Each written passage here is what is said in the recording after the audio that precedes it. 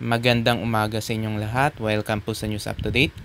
Ang topic po natin ngayong araw na ito ay tungkol po sa NY o New World AI at sa Brightening One Betting Station. Aalamin natin kung tumaob na ba ang mga companies na yan. Alam naman natin na mga companies po yan dahil too good to be true ang mga pangakong kitaan at syempre wala silang secondary license. Pero marami pa rin po ang na-hype sa mga companies na yan. Kaya mga kababayan, wag po kayo magpapahype do sa mga too good to be true na mga pangakong kitaan. Dahil maaari sa umpisa ay bigyan kayo ng payout pero sigurado po sa huli natatakbuhan po kayo niyan. At meron din po mga companies na sa umpisa pa lang ay tumatakbo na po. Ang una nating topic ay tungkol sa Brightening One Betting Station na ang CEO ay isang nagngangalang Danica Branzuela. Ang pinagmamalaki lang nila ay meron silang DTI registration at nagla-live yung kanilang CEO. Pero alam naman natin na mahilig talaga mag-FB live ang ibang mga companies. At ang kanilang pangakong kitaan sa Brightening One Betting Station ay too good to be true. Dahil yung chairman complan nila, ang pangakong kitaan ay 1,000 pesos daw ay magiging 4,000 pesos sa loob lamang ng 36 days o mahigit sa isang buwan. Ay magiging 4 times ang pangakong kitaan. Diyan pa lang po makikita nyo na talagang too good to be true ang pangakong kitaan. Dahil yun pong double your money sa loob lang na isang buwan ay tumataob po. Lalo na po yung 1,000 pesos ay magiging 4,000 pesos. Dahil napaka-imposible po na maibigay yan sa loob lamang ng 36 days. Mga kababayan, wag po kayong magpapahype sa mga companies na kunwari daw ay nasa casino business o betting business o nasa trading, crypto trading o kahit na ano pang trading. Dahil puro pang-hype lang po yan mga kababayan. Lagi po nilang ginagamit yan, yung mga casino, meron pang mga ads, meron mga crypto trading. At alam naman natin na hindi naman totoo yung mga sinasabi nila negosyo, kundi pang-hype lang nila. At kapag naabot na nila yung quota nila, ay magkakaroon na po ng problema yan sa payout. Ipiprease na po nila ang mga accounts at syempre magpapapromo na at magpaparapol yan. At ang kasunod na ay pagtakbo. Kaya po mga kababayan, para po wala kayo sakit sa ulo, umalis po kayo sa mga companies, wag po kayo sasali at wag po kayong magre-recruit. Ang pangalawa po nating topic ay tungkol po sa NY o New World AI at alam naman po natin na yan po ay isa din pong company.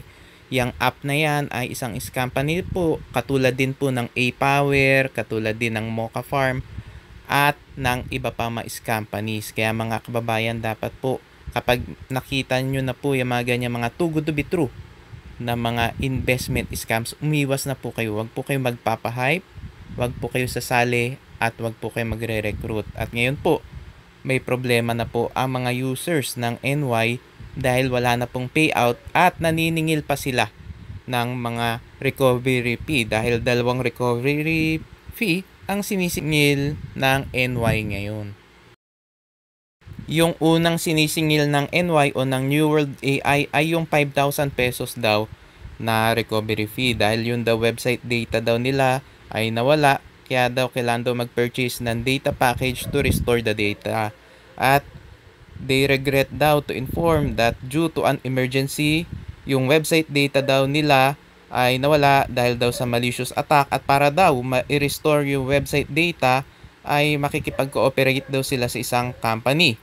At kailangan magbayad daw ng 5,000 pesos per account para daw makumpleto yung data recovery.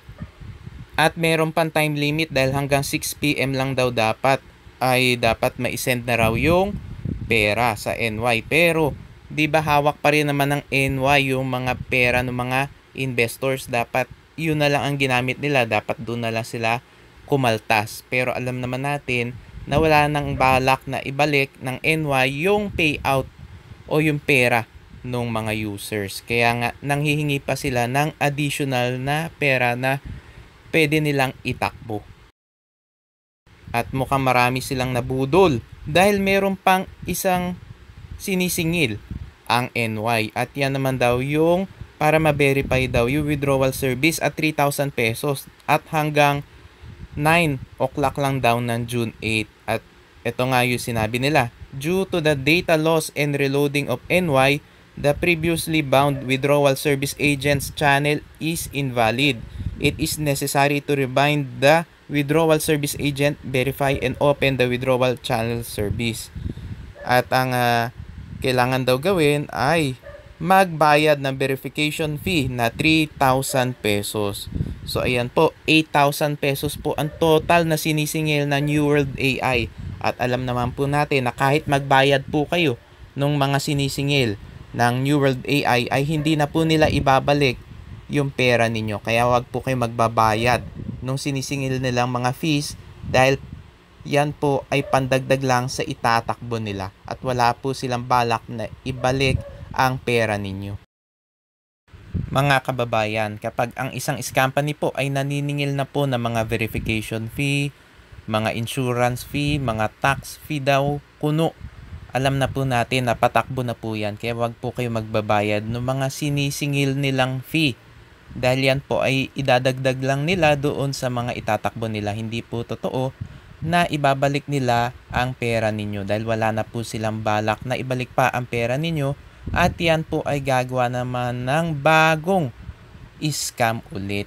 At yung mga scam companies, mapapansin naman ninyo na halos pare-parehas lang ang itsura, mga modus at nagpapalit lang po ng mga pangalan. At mukhang yung NY ay may kapalit na po at meron na naman pinopromote yung mga recruiters. Kaya mga kababayan, umiwas po kayo doon sa mga pinopromote ng mga recruiters. Dahil sila po ay nakikinabang dyan dahil meron silang natatanggap na DRB o direct referral bonus. At syempre kawawa yung mga mare-recruit, lalo na yung mga huli dahil hindi na sila makakatanggap pa ng payout. At ang pumalit daw dun sa NY o New World AI ay yung A-Power PH. Alam naman natin na yung A-Power o yung A-Power PH ay isa na naman pong scam company. At naitapik na po natin yan noon at tumaob na po yan at ngayon mukhang magbabalik na naman ang A-Power PH scam. Kaya po mga kababayan, umiwas po kayo dahil sigurado pong scam po yan. At kapag may mga papromo na po ang isang scam company, may mga parapol, yan po ay red flag na patakbo na po ang isang scam company. Kaya dapat po wag na po kayo sumali sa kahit na anong scam company. Wag po kayong magpapahype doon sa mga pangakong kitaan dahil tatakbuhan po kayo niyan kapag naabot na nila yung quota nila. At lagi pong ganyan ang nangyayari. Lagi po na sa umpisa maaari may payout tapos may mga magpapakita na nakakatanggap sila ng payout at syempre dadami yung mga sumasali at syempre maaabot ng scam company yung quota nila. At doon na magsisimula na magkakaroon ng delay sa payout, dadami na yung mga papromo, mga parapol, hanggang i-freeze na yung mga accounts at tumakbo na.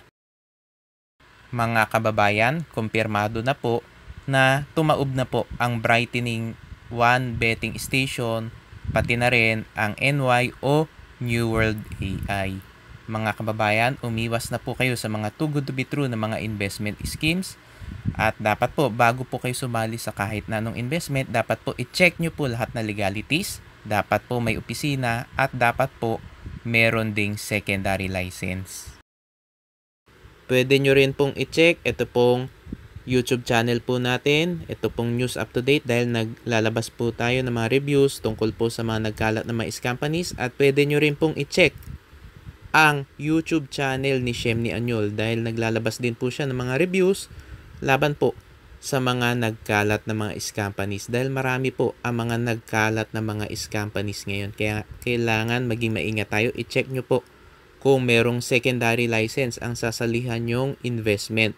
At kapag wala po sila secondary license, umiwas na po kayo. At kapag meron po silang pinakitang secondary license, i-verify po ninyo sa Securities and Exchange Commission dahil meron po mga kumpanya na namimeke ng dokumento. Mga kababayan, maraming salamat po sa inyong patuloy na pagsuporta sa aking channel. God bless po.